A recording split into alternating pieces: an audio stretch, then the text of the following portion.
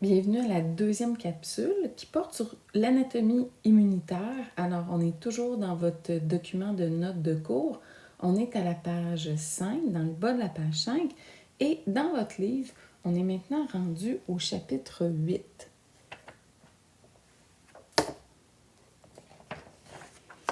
Alors, on est à la page 148 et là, dans le système immunitaire, alors les cellules qui vont vraiment travailler pour nous débarrasser des agents pathogènes, alors ce sont les leucocytes, les globules blancs. Alors la capsule porte vraiment sur les sortes de globules blancs et leur façon de communiquer dans notre corps.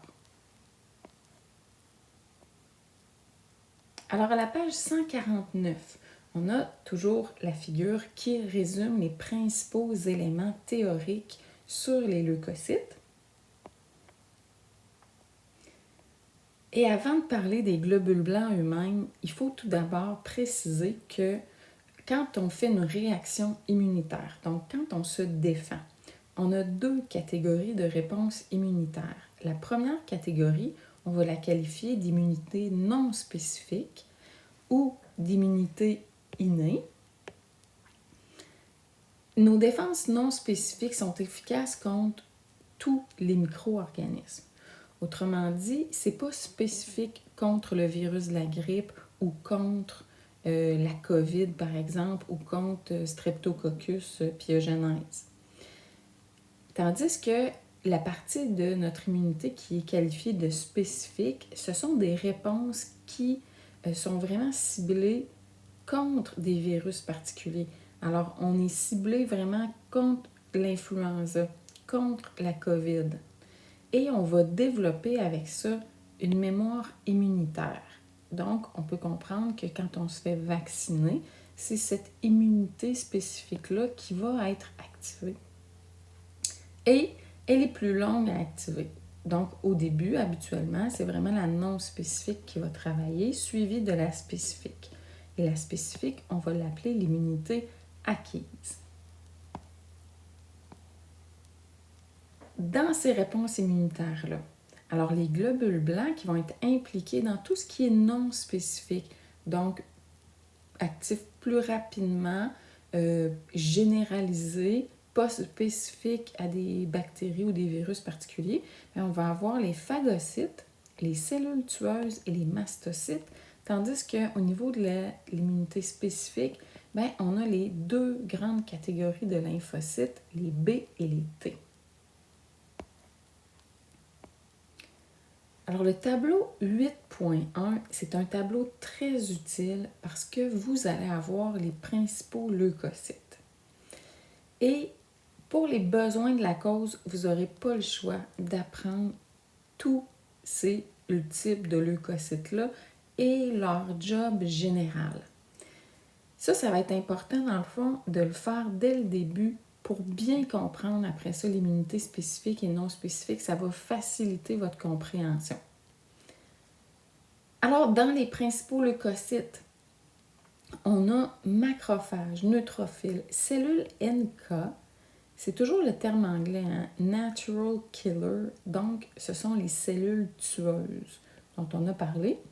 Mastocytes. Alors, ces quatre-là font partie de l'immunité non spécifique et on a après ça les lymphocytes T et B, mais là, il faut spécifier.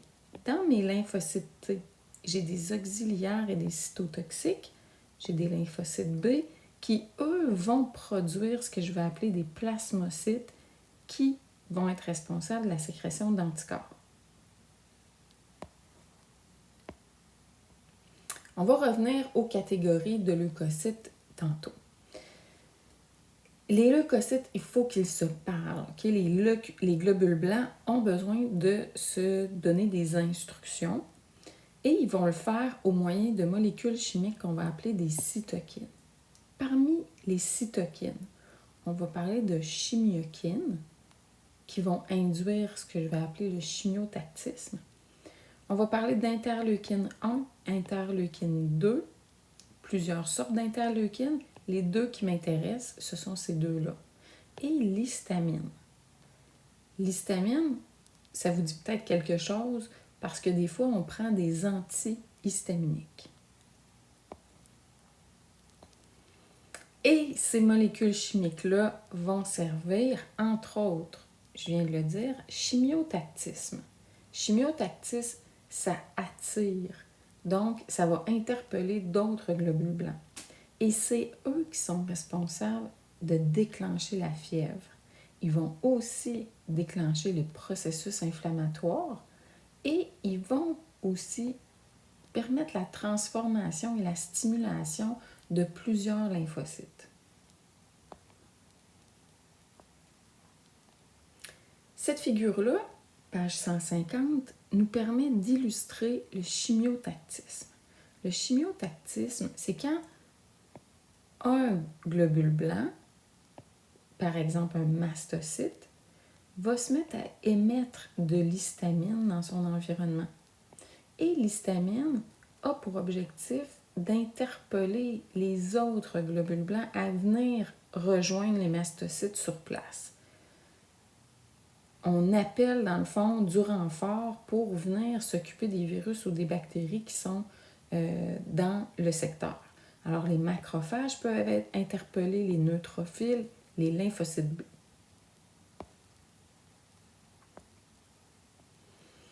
Alors revenons au groupe de globules blancs. On a parlé tantôt des phagocytes. Les phagocytes, eux, ils font de la phagocytose, donc ils mangent les mauvaises cellules, les bactéries, les virus. Dans cette catégorie-là, qui fait de la phagocytose dans l'organisme?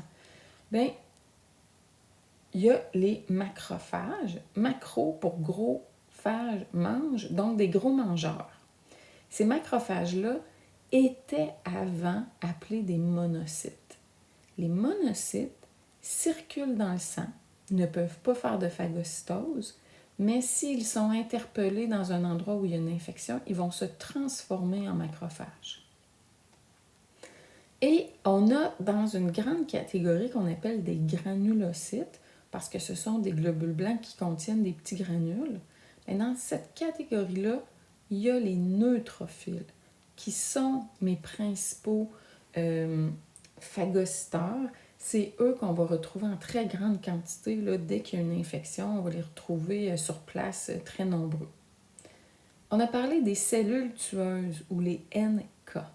Leur job, c'est de provoquer la destruction des cellules, que ce soit des cellules cancéreuses, infectées par des virus. C'est les cellules NK ou tueuses qui vont aller faire exploser les cellules. Les mastocytes. Mastocytes, eux, là, ils sont présents dans nos tissus. Ils ne bougent pas. Ils sont fixés à cet endroit-là. Ici, il y a une lésion, que ce soit une lésion, vraiment une coupure, ou si c'est une lésion causée par une bactérie, bien, eux, ils vont stimuler, dans le fond, ils vont se mettre à sécréter de l'histamine, entre autres, pour induire le chimiotactisme, donc appeler plein d'autres globules blancs sur place. La dernière catégorie, celle des lymphocytes, donc ça appartient vraiment à l'immunité spécifique. On l'a dit, lymphocyte B, lymphocyte T, les B vont être responsables de produire des anticorps et les T, on va avoir des auxiliaires, des cytotoxiques et des régulateurs. Ici, on peut voir une illustration d'une phagocytose. Alors, vous avez le macrophage qui est présent ici, qui va, dans le fond, avaler la bactérie et la digérer à l'intérieur.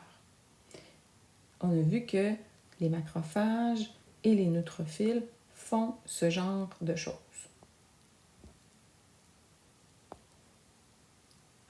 C'est l'illustration ici des cellules tueuses ou NK.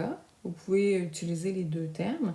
Quand une cellule tueuse arrive devant une cellule de notre corps qui est infectée par des petits virus, bien, elle va libérer des agents qui vont détruire carrément la cellule. Alors ça, c'est leur job. Alors je reviens à ce tableau-là. On a vu les cellules tueuses comment elles font la lyse cellulaire. On a vu les macrophages neutrophiles qui font de la phagocytose. On a vu aussi les macrophages qui vont être impliqués au niveau de l'inflammation.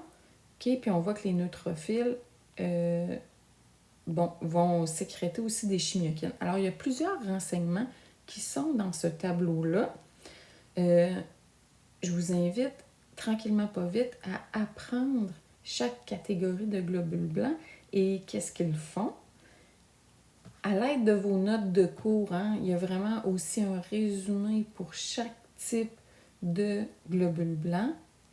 Ce serait d'aller souligner, dans le fond, les principaux travaux que effectue chaque catégorie de globules blancs, aussi s'ils sont impliqués dans l'inflammation ou non.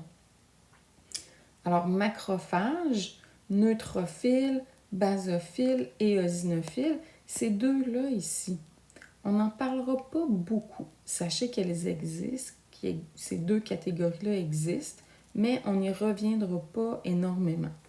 On a cellules tueuses, nos mastocytes, et ensuite, on a tout ce qui est lié à l'immunité spécifique, donc lymphocyte B, lymphocyte T, auxiliaire, cytotoxique, régulateur. On comprend un peu ce qu'ils font, mais disons qu'on n'en parlera pas abondamment dans le cours. Vous allez retrouver aussi dans ce tableau-là à quel endroit on va trouver chaque type de leucocyte. Ça peut vous aider à les situer dans le corps. Est-ce que j'en trouve dans mes nœuds lymphatiques? Est-ce que j'en trouve dans mes tissus? Est-ce qu'ils se déplacent dans le sang? Est-ce que je peux en trouver dans la rate? Alors, ce sera de se faire des petits résumés pour chaque type de leucocyte. Et c'était une brève présentation des types de leucocytes. On va y revenir en classe, mais vous aurez déjà une idée générale des types de globules blancs.